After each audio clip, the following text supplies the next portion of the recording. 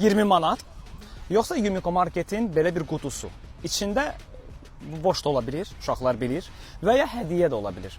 Ya bu, ya bu. Hansını istəyirsiniz? Hədiyyə. Dəqiq. Boş çıxsa? Çıxanda da çıxsın da. Doğrudan risk eləmək istəyirsiniz. Tamam, onda açın, baxın. Mən tutmuşam qutunu.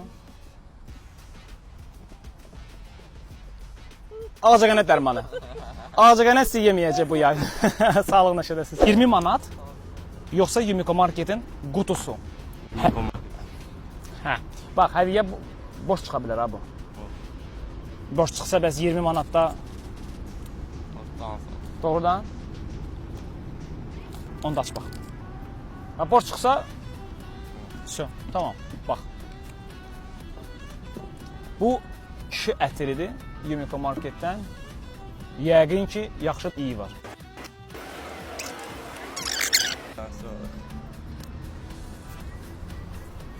Oo, çox əladır. Sağlığına şədəsən. Həyat zaten sürprizlərlə doludur. Ancaq nağd şeyi qoyub nisiyəyə qədər qaçmaq lazım deyil də. Bax, seçim sənindir. Necə ürəyin istəyir? A few moments later. Olsun hədiyyə. Dəqiq. Dəqiq. Onu da açın, baxın.